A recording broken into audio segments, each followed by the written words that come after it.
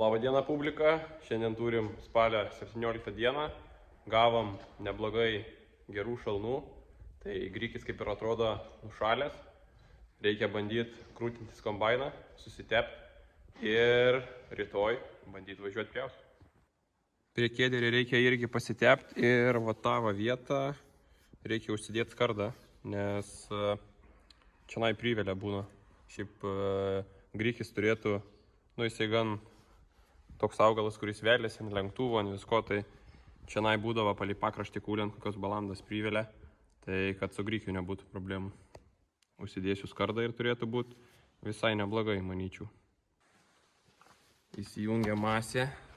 Seniai būta, blemba. Gerą prisimint bus. Oi, langai, kad purvini.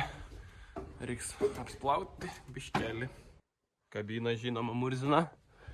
Na, bet nieko. Gal kada prieis eilė išsivalyt. Žiūrim, ar nepaves žvėris.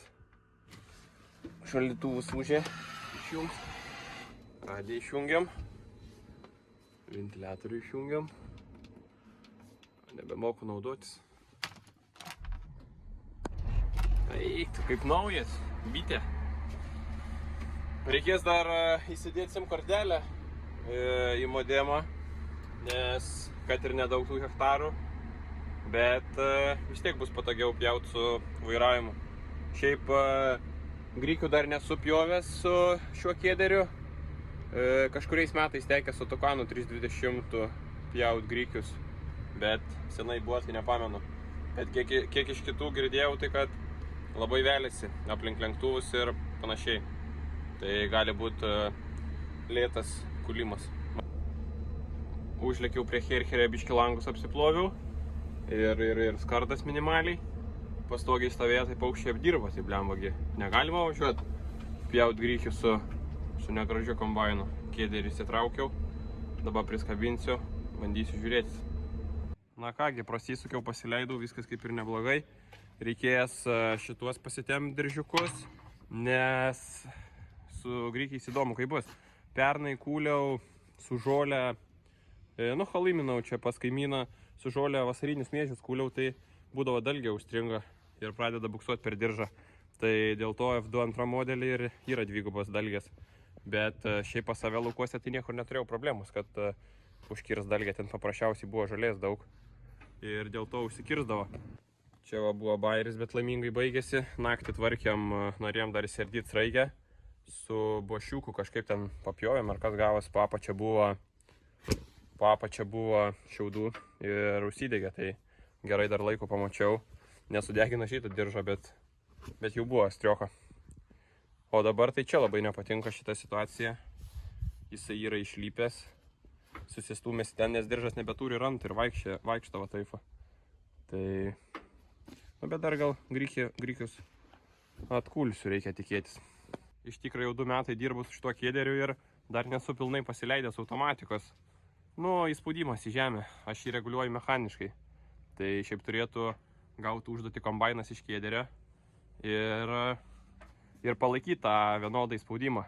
Bet nepavyko pasileisti taip greitai, neradom problemos. Tai šiaip greičiausiai čia kažkur laiduose problema. Reiks gal susitvarkyti, bet nėra problemas ir mechaniškai palaikyti tą įspaudimą.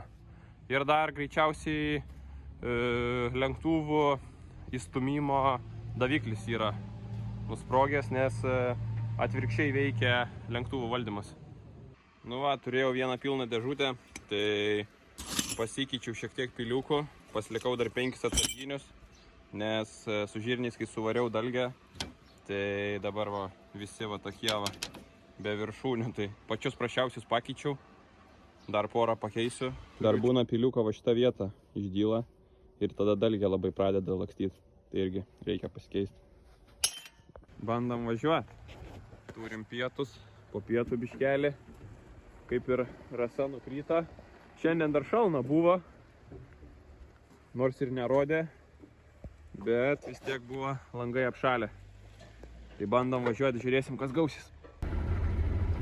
Porą zagonų pravažiavau. Tai iš tikrųjų biškelį nervuoja, velė ant lenktuvų, reikia tapotis visai nemažai. Bet nieko nepadarysi, su grykiais taip yra. O drėgmė kažkas apie 20, Šiaip nežinau, gal dar čia reiktų lauk, gal jie žaloki, bet kūlosi. Tai iš lėto kuliu. Bunkerį dar biškelį yra paskaldytų. Šiaip šiukšlių nėra labai daug. Yra tik tai garstuko, tokių žalių ankščių pričačkuoja biškelį. Tai jos, manau, drėgmę užkelia. Šiaip drėgnomas 20 drėgmę rodo. Tai į džiovyklą, įsidžiovins kažkiek tai. Dar nusivalys, jeigu valomą pasileisim. Ir manau, viskas bus visai neblogai. Bus antrekas jau vietai. Realiai turbūt nugulsiu 4 hektarus ir bus pilnas bunkeris. Čia aišku momentinio tai nežiūrėkit, nes tikrai pievas rodo. Bet, įdomu, kas čia į tą bunkerį telpa. Aišku, labai sunku spręsti, nes turbūt ant pusės nusidžiovins ir įsivalys. Bet, manau, pusę tonos tai tikrai turėtume turėti. Su greikiais varam irgi nestabdom. Vis dėlto laikas pinigai.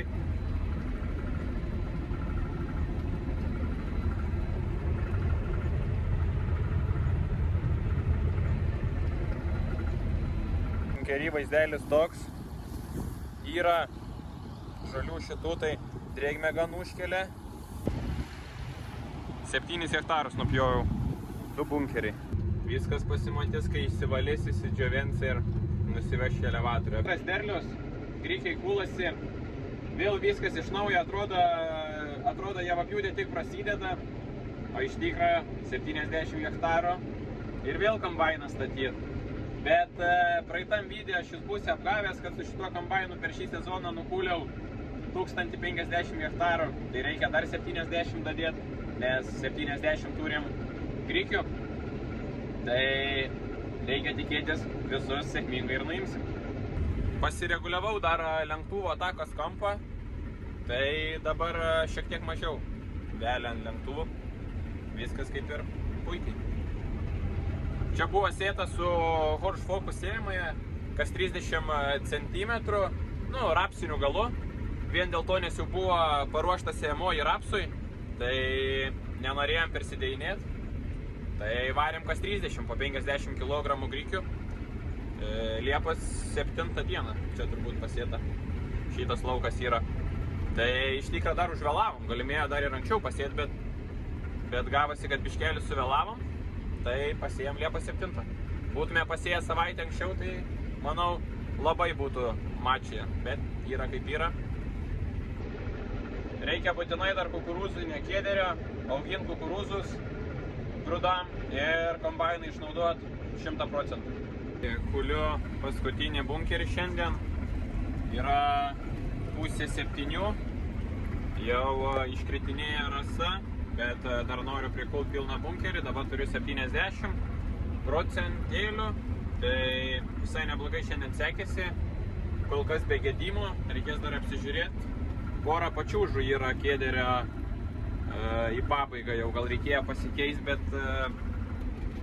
yra kaip yra, nepasikeitėm, tai liktais matos, kad reikia žemę, tai nežinau, gali reikti rytoj pasitvarkyti.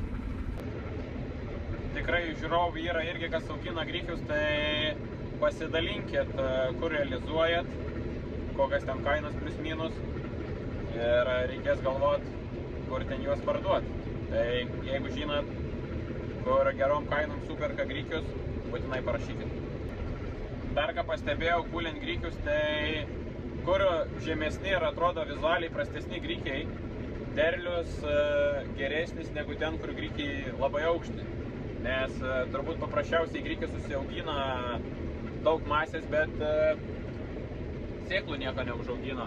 O ten, kur grikis yra mažas ir atrodo nieko nėra, bet derlius visai neblogas. Iš pradžių galvojau per tuos grikius, čia greitai sulakstysiu, paleisiu greitai kombainą ir viso, apkrovos nebus. Bet nepavyksta tai padaryti, nes perpilimo kemša. Ir kitas dalykas, tiesiog jisai pinasi visur, tai neina paliekti, važiuoju 4 km. Bet ir tai nemažas našumas. Valandai rodė 5 hektarai. Tai realiai valandai bunkerys prisikulė. Pradėjom apie 2 kažkas tai dabar 7. Tai va, kaip tik 5 bunkeriai. Pabaigiau prisikult bunkerį, tai 16,5 hektaro, 7 valandos. Viskas taip pat kaip per tikrąją vapjūtę. Grįžtam namo su tamsa.